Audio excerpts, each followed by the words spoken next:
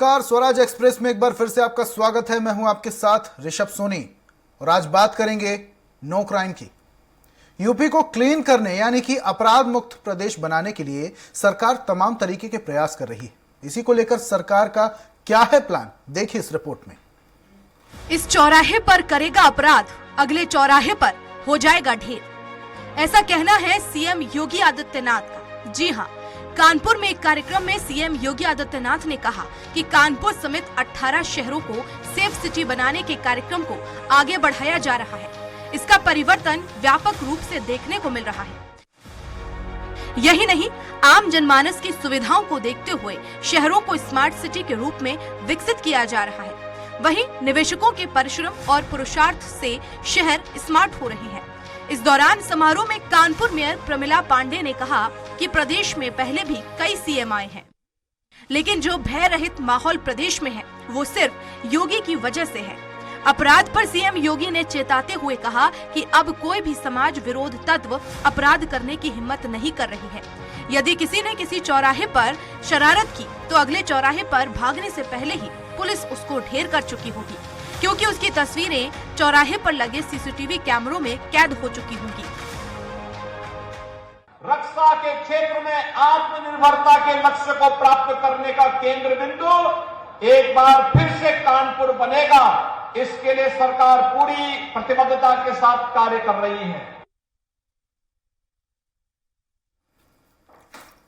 और इस पर चर्चा करने के लिए हमारे साथ मौजूद हैं बीजेपी नेता केसी जैन, सपा नेता शिल्पी चौधरी और संवाददाता भी हमारे साथ जुड़ेंगे पवन कुमार सिंह। लेकिन सबसे पहले सपा नेता शिल्पी चौधरी के पास चलते हैं, उनसे बातचीत कर लेते हैं।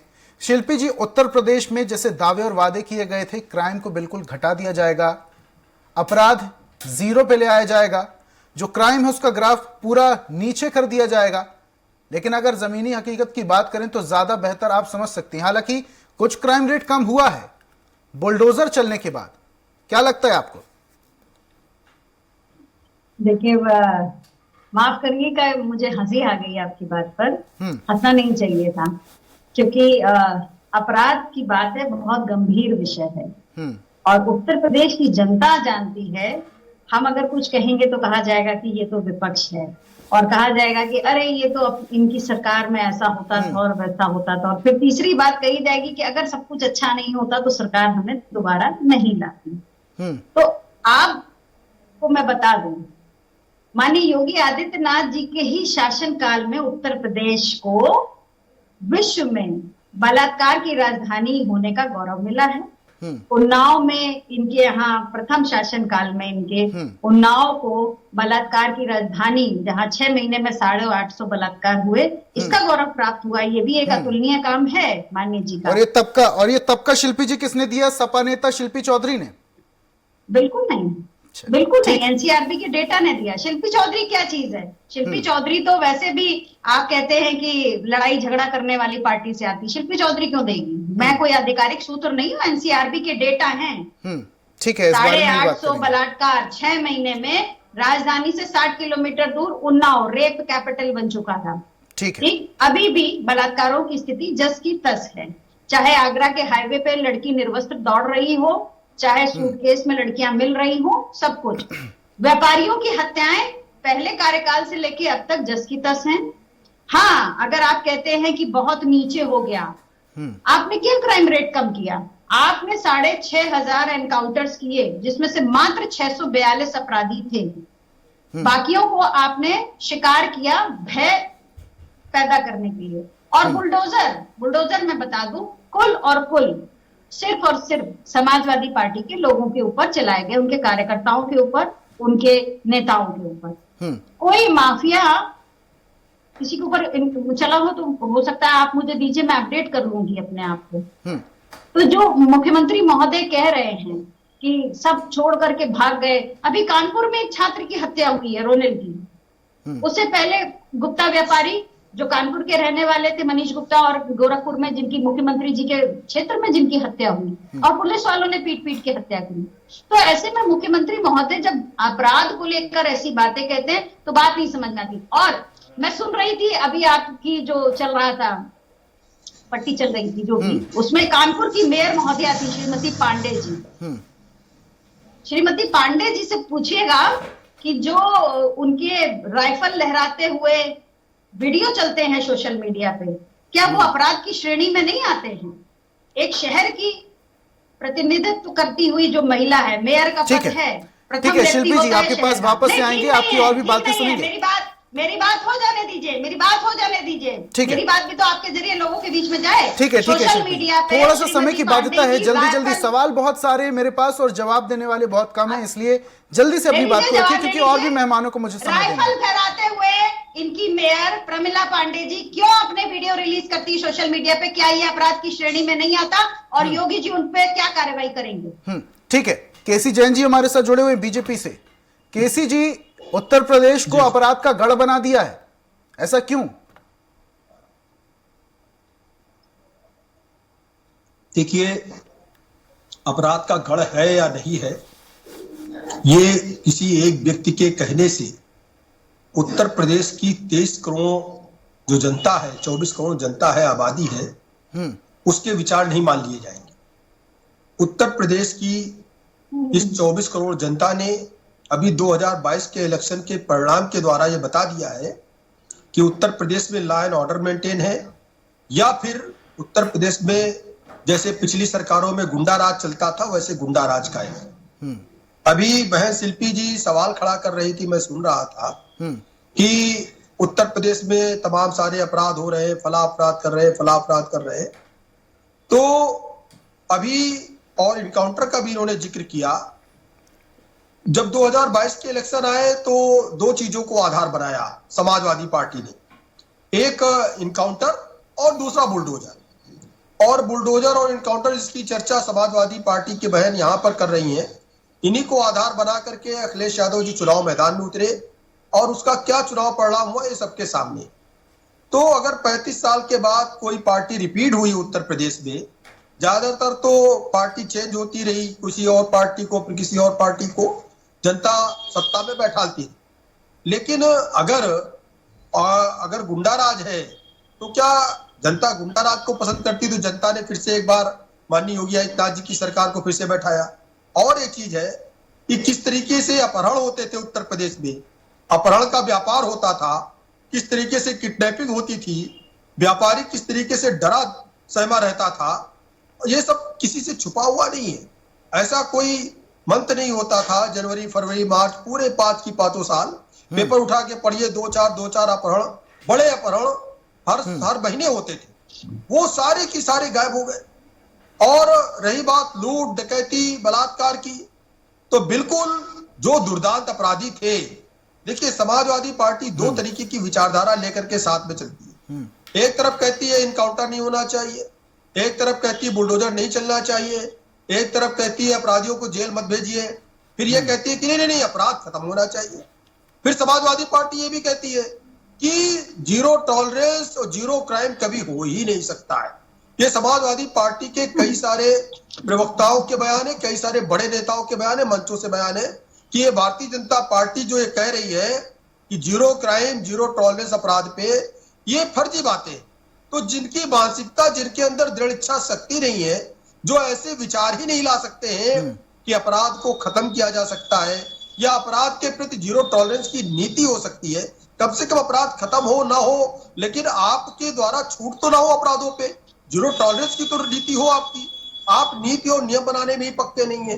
और जनता ने भारतीय जनता पार्टी के, वो चाहे लोगों को 5 लाख लोगों को आवास दिए गए हों, चाहे पूरे देश के 80 करोड़ लोगों को खाद्यान्न मुफ्त दिया जा रहा हो, चाहे लोगों को शौचालय मुफ्त दिया जा रहा हो, ये 6,000 रुपए वार्षिक अकाउंट में आ रहे हो, तो इन सारी, और या मेडिकल व्यवस्था बढ़िया हुई हो, 36 नए मेडिकल कॉलेज बन करके खड़े हैं और बाकी प्रति जिले के हिसाब से एक नया मेडिकल कॉलेज बन रहा है। क्या लखनऊ का पीजीआई सारे पेशेंट्स को, इस 24 करोड़ जनता को संभाल सकता है? नहीं संभाल सकता है।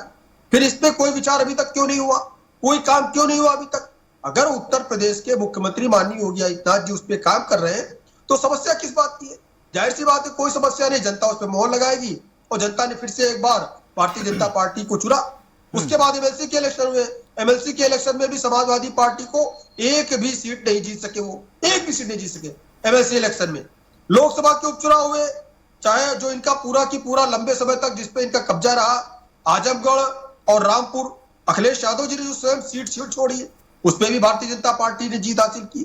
तो कुल मिलाकर के अगर आप जनता के लिए काम करेंगे, जनता की खुशहाली के लिए काम करेंगे, तो ये चीजें हमारे कहने से, आपके कहने से, माननीय योगी आदित्यनाथ जी के स्वयं के कहने मात्र से जनता वोट करने वाली नहीं है। कहने मात्र से वोट करने ठीक है। जैन साहब, आपके पास आऊंगा वापस से। हमारे जी, सहयोगी पवन कुमार सिंह जुड़े हुए हैं, जमीनी हकीकत बखूबी समझते हैं। उत्तर प्रदेश में कितना क्राइम रेट घटा है, कितना क्राइम रेट बढ़ा है, लोग किस तरीके से परेशान हैं और किन किन समस्याओं से जूझ रहे हैं, पवन कुमार सिंह ज्यादा बेहतर जानते हैं। पवन, क्या लगता है आपको, योगी सरकार आने के बाद जो क्राइम रेट घटा है या बढ़ा है, जैसे दावे किए गए थे, वो मुख्यमंत्री जिनसे बिल गेट्स की पत्नी मेलिंडा गेट्स मिलने आती हैं और यह भी कहती हैं कि उत्तर प्रदेश पूरे विश्व के लिए मॉडल बन सकता है, अब आरोप भी लग रहे हैं कि योगी सरकार में ज्यादा से ज्यादा अपराध बढ़ा और पहले से भी ज्यादा बढ़ गया। जमीनी हकीकत क्या है? देखिए ऋषभ, बताना चाहेंगे, देखिए हम लोग तो पत्रकार हैं, हमने तो वास्तव में हम लोग रोड पे और जमीन से पूरी तरह से जुड़े रहते हैं। बिल्कुल, आप ज्यादा बेहतर तरीके से समझते हैं जन समस्या। 2017 के पहले वाली सरकार जो थी जी, 2017 के पहले वाली भी सरकार को, 2017 के बाद वाली सरकार को, और इससे पहले और आज की भी जो स्थिति है, देखिए बात यह है कि आम जनता को किस चीज से ज्यादा सुकून मिल सकता है।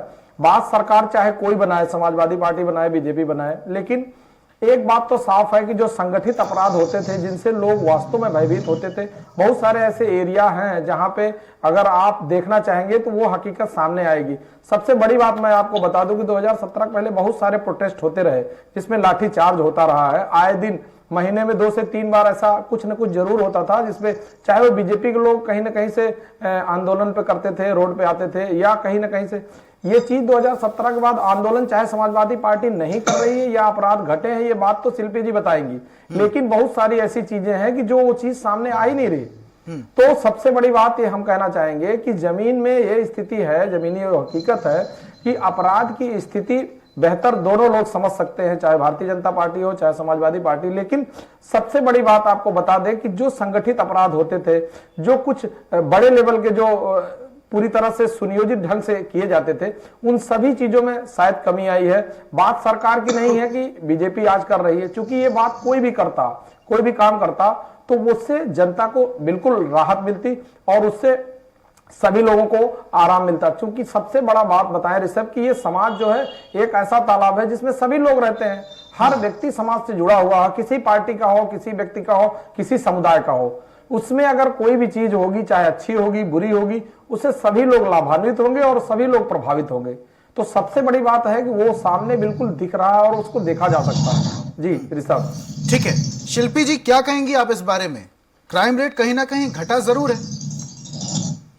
नहीं, मैं इससे सहमत नहीं हूँ। पवन जी की एक बात को मैं बिल्कुल मान लूंगी कि जो इन्होंने कहा कि धरने प्रदर्शन नहीं हो रहे हैं, बिल्कुल मैं मानती हूँ धरने प्रदर्शन क्यों नहीं हो रहे हैं, अब उसका रीजन समझ लीजिए। सिर्फ लखनऊ की आप बात करिए, बाकी शहरों की तो बाद में बात करूंगी। लखनऊ पे जीपीओ एक धरना स्थल था जिसपे लोकतांत्रिक तरीके से सभी लोग, चाहे वो राजनीतिक हो या गैर राजनीतिक हो, वो लोग वहां धरना करते थे। योगी सरकार ने उस जगह को प्रतिबंधित कर दिया कि कोई भी व्यक्ति वहां नहीं जा पाएगा। एक आम नागरिक भी आज जीपीओ पर गांधी जी की प्रतिमा तक नहीं जा सकता। समाजवादी पार्टी का कार्यकर्ता तो तुरंत गिरफ्तार किया जाता है। ऐसे न जाने कितने छात्र हैं जिन्होंने अपने हितों की आवाज उठाई, जिन्होंने विश्वविद्यालय में छात्र संघ चुनाव की आवाज उठाई, जिन्होंने फीस में वृद्धि की आवाज उठाई, जिस पर गैंगस्टर एक्ट लगाकर काला झंडा दिखाने मात्र के ऊपर योगी जी की सरकार ने उनको जेल में डाल दिया। तो कौन धरने प्रदर्शन कर पाएगा? धरना प्रदर्शन लोकतंत्र की ताकत है और सबको अधिकार है धरने प्रदर्शन का, लेकिन ये इतनी गैर लोकतांत्रिक सरकार है, ये इतनी तानाशाह सरकार है कि ये किसी को उसकी आवाज तक नहीं उठाने देती। हर एक का दमन ये चरम तक करते हैं। आप बुलडोजर चला रहे हैं, क्या संविधान में कहीं लिखा है कि अपराध की सजा बुलडोजर है? मुझे इसका जवाब भारतीय जनता पार्टी से चाहिए। कानून की किस धारा में लिखा है कि किसी अपराधी के घर पर आप बुलडोजर चलाएंगे? संपत्ति कोड की जाती है सरकार की तरफ से। बुलडोजर चलाना कौन से कानून में लिखा है जिसका योगी प्रयोग करते हैं? ये कहां से कानूनी बात हो गई। ये बिल्कुल उसी तरीके से है कि हम एनकाउंटर करेंगे। आप एनकाउंटर जिसका कर रहे हैं, अगर वो अपराधी नहीं है, तो अगर आप द्वेष के लिए, अगर आप मेडल के लिए किसी का एनकाउंटर कर रहे हैं, तो आप इसको कहते हैं कि अरे एनसीआरबी के डेटा में आया है कि 6,500 एनकाउंटर हुए, जिसमें से मात्र 642 अपराधी थे। तो वो बाकी के 5,000 लोग कहां, कौन, किनका आपने किया? और वो सारा कुछ रेट फिक्स है पुलिस वालों का कि पैर में इस हिस्से में मारेंगे तो इतने पैसे में छोड़ेंगे, उस हिस्से में मारेंगे तो इतने में पैसे में छोड़ेंगे। तो ये संगठित अपराध कैसे कम हुआ है? व्यापारियों की हत्याएं हुई हैं। रोनिल जैन कानपुर में आज मुख्यमंत्री जी थे, और पिछले साल कानपुर में एक बलात्कार हुआ। बता दीजिए मुझे कि उस बच्ची को आज तक न्याय मिला हो। उस लड़की की बलात्कार के बाद हत्या कर दी, वहां के एक बड़े व्यापारी के लड़के ने उसको 7 मंजिले से उठा करके नीचे फेंक दिया। क्या बात करते हैं कि आप अपराध कम हुआ? क्या आप महिलाओं के प्रति अपराध को अपराध में नहीं गिनते पवन जी? आपको बिल्कुल नहीं लगता कि ये देश, और आप मेलिंडा गेट्स की बात कर रहे हैं। मैं कहती हूँ प्रियंका चोपड़ा अभी 1 महीने पहले, 1 महीना भी नहीं हुआ, इसी लखनऊ राजधानी में आई थी और होटल ताज में रुकी थी, और उसने उसके बाद अपना स्टेटमेंट दिया है कि लखनऊ क्या पूरा उत्तर प्रदेश महिलाओं के लिए सुरक्षित नहीं है, ना वो किसी कांग्रेस पार्टी ठीक है शिल्पा जी, आपके पास वापस से आऊंगा। जैन साहब से प्रतिक्रिया ले लेते हैं। जैन साहब क्या कहेंगे? महिलाओं के सम्मान की बातें बड़ी बड़ी बीजेपी सरकार करती है, दूसरी तरफ दुष्कर्म के आंकड़े उत्तर प्रदेश में लगातार बढ़ते जा रहे हैं। योगी राज नहीं, गुंडा राज आ गया है, पहले से ज्यादा अपराध बढ़ गया, ऐसा कहना है शिल्पी जी का। देखिए ऋषभ जी, मुख्य बात यह है कि जो पार्टी सीधे सीधे ये कहती हो कि अभी भी शिल्पी जी ने कई बार दोहराया कि फर्जी इनकाउंटर हुए, फर्जी इनकाउंटर हुए, कितने मुकदमे चल रहे हैं सुप्रीम कोर्ट हाई कोर्ट में। आपको छोटी छोटी सी बातों पे Samajwadi party supreme court high court का रुख करती है, और अभी जो खतौली और मैनपुरी में चुनाव हुआ, इसको लेकर के भी सीधे सुप्रीम कोर्ट गई है समाजवादी पार्टी कि वहां पे हमारे लोगों को वोट नहीं डालने दिया जा रहा है। ये अलग बात है कि चुनाव आपकी मंशा के प्रमाण है, जैन साहब, सोच रहे थे, प्रमाण है, सोच रहे थे सोशल मीडिया में हर बात के प्रमाण है। मेरी बात सुनेंगे कि हो हल्ला मत करिए, चुनाव आयोग को हमने वीडियो भी दिया है, मैंने आपको सोशल सुना, मीडिया पे सारे वीडियो हमने हैं। आपको सुना, झूठ ना बोले, आप झूठ बोल रहे हैं, जवाब आपको सुन नहीं लीजिए। सुनूंगी। ऐसे नहीं, झूठ शिल्पी बोल जी रहे हैं, ऐसे कोई नहीं, जवाब नहीं, शिल्पी जी कोई ऐसे जवाब चर्चा नहीं हो पाएगी। हल्ला से काम नहीं चलेगा। शिल्पी जी, किसी का बुरे मत करिए। शिल्पी जी निवेदन है आपसे, ऐसे चर्चा नहीं हो पाएगी, एक एक करके आपको वक्त दिया जाएगा। आपका मैं सम्मान कर रहा हूँ शिल्पी जी, आप हमारी बहन हैं, मैं भी आपका सम्मान कर रही हूँ, मैं भी आपका सम्मान कर रही हूँ, मैंने कोई अपमानजनक बात नहीं कही। आप मुझे ये बताइए, अरे बेकार की बातें ना करें, बेलगाम आप लोग हैं, बेलगाम आप लोग हैं, शिल्पी जी निवेदन है आपसे। शिल्पी जी आप मेरी बात आ जाने दीजिए, आपको मैं बहन बात के बात सुन रहा हूँ, अपनी बात पे जवाब सुनिए ना, अपनी बारी पे बोलिए ना। शिल्पी जी निवेदन है आपसे निवेदन है, आपके पास वापस से आऊंगा मैं, आपको पूरा वक्त दिया जाएगा बोलने के लिए। पूरी बात कर ली, ऐसे चर्चा नहीं हो पाएगी शिल्पी जी, ऐसे चर्चा नहीं हो पाएगी। दोनों मेहमानों से निवेदन कर रहा हूँ, एक एक करके बात करेंगे तो पूरी बात जनता को समझ में आएगी, ऐसे समझ में नहीं आएगी। शिल्पी जी आपके पास आऊंगा, आपको पूरा वक्त दिया जाएगा। इनके पास कोई जवाब क्यों नहीं है? जैन साहब बात पूरी कीजिए। भगौड़े आपके आईसीएस से, पाटीदार आपके यहाँ से भागा हुआ है, पाटीदार आपका आईसीएस से भागा हुआ है, भगौड़ा आपका आईसीएस क्यों भागा हुआ है? भगौड़ा आईसीएस पाटीदार, अरे भगौड़े तो आप हैं, तभी जनता को मरवा रहे थे। जवाब सुनने सारी की जगह लोगों बात हो ने रही है, देखा कि आप लोगों ने क्या किया है। मेहमानों से निवेदन है, केसी जैन साहब, शिल्पी चौधरी जी, दोनों मेहमानों से निवेदन कर रहा हूँ, एक एक करके अगर बात करेंगे तो जनता तक आप दोनों का मैसेज पहुंच पाएगा, वरना ऐसे में कुछ भी समझ में नहीं आएगा। महिला अपराध पे जवाब दे, महिला अपराध पे जवाब क्यों नहीं दे पा रहे हैं? आपके पास आऊंगा ना शिल्पी जी, आपके पास आऊंगा, उनकी बात पूरी कंप्लीट होने दीजिए, सीधा आपके पास आऊंगा मैं। जैन साहब, मैं ध्यान से सुन रहा हूँ, जैन साहब, भगौड़ा पार्टी है, ये जैन साहब आप बोलिए। जाने वाली पार्टी है, गुंडा पार्टी आप हैं।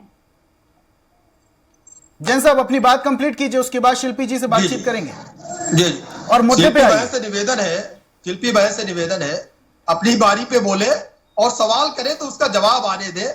इससे ये लगेगा कि आप जवाब सुनना नहीं चाहती। जो लाखों लाख आपके दर्शक देख रहे हैं, ये लगेगा कि आपके अंदर मादा नहीं जवाब सुनने का। मैंने आपका, जब मैं आरोप सुन सकता हूं तो मुझे जवाब देने का तो मौका दीजिए। आपने इतने सारे आरोप लगाए, अब जवाब भी तो सुन लीजिए। और ये हमारा आपका व्यक्तिगत मैटर नहीं है, आप समाजवादी पार्टी का पक्ष रख रही है, मैं भाजपा का पक्ष रख रहा हूं। देखिए, शिल्पी जी ने जो आरोप लगाए कि तमाम सारे इनकाउंटर हुए, फर्जी इनकाउंटर हुए, अगर फर्जी इनकाउंटर हुए, कितने इनकाउंटर्स के मामले माननीय न्यायालय में विचाराधीन है? कोई मामला विचाराधीन नहीं। और एक चीज है कि जिन 6000 इनकाउंटर की बात करती है, बिल्कुल 6000 से ज्यादा इनकाउंटर हुए, जिनमें से 100 से ज्यादा दुर्दांत अपराधी मारे गए। और जो अपराधी मारे गए, दुर्दांत अपराधी, उसकी पूरी लिस्ट सरकार ने जारी की, भाजपा ने नहीं जारी की। जो वर्तमान सरकार है, सरकार की जिम्मेदारी है, सरकार ने पूरी लिस्ट जारी की, इसके ऊपर कितने मुकदमे थे, कितने रुपए का इनामी था, सारी लिस्ट जारी की। यहां तक कि जब विकास दुबे का इनकाउंटर हुआ, तब भी समाजवादी पार्टी मैदान में आ गई। जब विकास दुबे ने 8 पुलिस कर्मियों की हत्या की, तब समाजवादी पार्टी ने प्रश्न ही खड़ा किया। समाजवादी पार्टी ने क्या प्रश्न खड़ा किया? विकास दुबे का इनकाउंटर क्यों हो गया?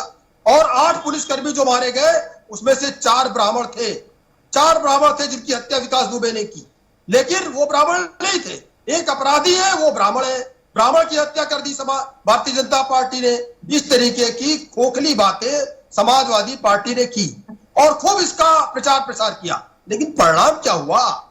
देखिए, लोकतंत्र में सबसे बड़ी अदालत जनता की अदालत है और जनता की अदालत में आप फेल हुए और जो न्यायिक प्रक्रिया है, न्यायिक प्रक्रिया में भी आप फेल हुए। जिस बुलडोजर की आप बात कर रही हैं आज, बहन जो है बात कर रही हैं आज, ये जो है इस बुलडोजर को लेकर के भी ये हाई कोर्ट गए, सुप्रीम कोर्ट गए और सब जगह से इनको फटकार लगी कि जो अगर कहीं पे अवैध निर्माण है, उसको हटाने का अधिकार वहां की नगर पालिका को, वहां की सरकार को, प्रदेश सरकार को बिल्कुल उस अवैध निर्माण को हटाने का अधिकार है। और जो संपत्ति सरकारी जमीनों पे बनी हुई थी, केवल और केवल अतीक। लेकिन जैन साहब, शिल्पी जी का ये कहना है कि संपत्ति को कुर्क किया जा सकता है, बुलडोजर चलाने की क्या जरूरत है? बुलडोजर किस हक से और कहां लिखा है? हाँ, मैं बता रहा हूं, वो भी मैं बता रहा हूं। अच्छा प्रश्न है आपका भी, शिल्पी जी का भी।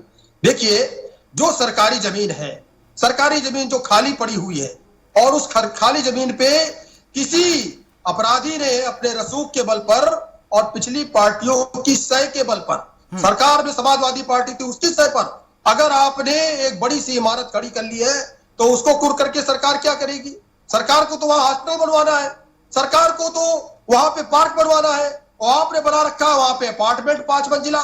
सरकार क्या करेगी उस 5 मंजिला अपार्टमेंट का, इंक्रोचमेंट का?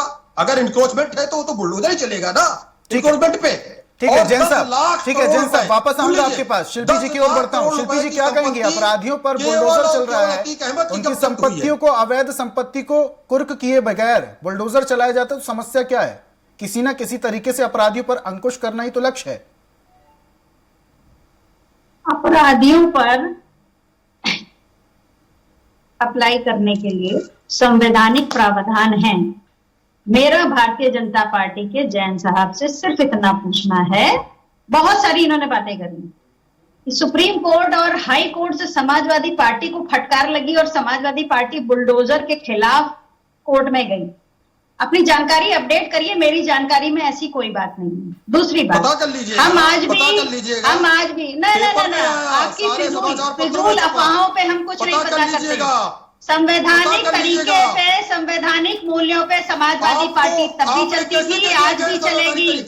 जो अपराध के दंड करने के तरीके हैं, जुर्माना हो या कुर्की, हम उसके समर्थन में किसी भी तौर पर हम। और अगर अवैध अतिक्रमण की बात कर रहे हैं, रुक जाइए जैन साहब, रुक जाइए। उत्तर प्रदेश के मुख्यमंत्री का बंगला भी एक अवैध अतिक्रमण है। उत्तर प्रदेश के मुख्यमंत्री का बंगला भी, उत्तर प्रदेश के मुख्यमंत्री का बंगला भी अवैध अतिक्रमण है। उत्तर प्रदेश के मुख्यमंत्री का बंगला भी एक अवैध अतिक्रमण है। कब गिराया जा रहा है मुझे बताइए? एनडीए से अप्रूव्ड नहीं है वो जगह, आप जाके पता कर लीजिए, नक्शा अप्रूव्ड नहीं है उसका। सरकारी आवाज किस तरीके से, पता तो करिए जैन साहब। हमारे पास तो ऐसी भी बहुत सारी खबरें हैं कि राजभवन से बहुत सारा सामान चोरी हो गया है। शिल्पी जी, उसका भी समय आएगा और खुलासा होगा। जल्दी से, समय की बात है, 20 मिनट में एक प्रश्न ये है शिल्पी बहन से कि अगर वो मुख्यमंत्री का आवास अवैध है, 2012 से लेके 2017 तक अखिलेश यादव जी की सरकार तो उसमें अगर क्यों रह रहे अवैध थे? अतिक्रमण तोड़ अवैध रहे नहीं रहे थे हैं इसका तो मतलब। तोड़े ना, योगी बाबा से कहिए अवैध अतिक्रमण तोड़े। अरे आप हमको पेपर- क्यों नहीं तोड़ कुछ रहे हैं? पेपर आप हमको क्यों भेज नहीं दीजिए। तोड़ रहे हैं? कुछ पेपर पेपर आपको चलिए, ठीक भेजे है, जाएंगे। ठीक है। योगी दोनों माने मेहमानों का तो हमारे साथ हम जुड़ने तो के लिए कह बहुत रहे बहुत हैं। शुक्रिया। ये ऑनलाइन बहस ऐसे ही चलती रहेगी। दोनों मेहमानों का हमारे साथ जुड़ने के लिए बहुत बहुत शुक्रिया। बीजेपी नेता केसी जैन जुड़े हुए थे, सपा नेता शिल्पी चौधरी जुड़ी हुई थी और हमारे सहयोगी पवन भी जुड़े हुए थे। पवन, आपका भी बहुत बहुत शुक्रिया तमाम जानकारियों के लिए। और बात हम कर रहे थे उत्तर प्रदेश में जिस तरीके से क्राइम रेट घटा है या बढ़ा है, यह बड़ा सवाल है, लेकिन ज्यादा हकीकत जनता जानती है और आने वाले चुनाव में परिणाम साफ हो जाएगा कि अब क्राइम रेट घटेगा या बढ़ेगा। तब तक के लिए आप देखते रहिए स्वराज एक्सप्रेस। नमस्कार।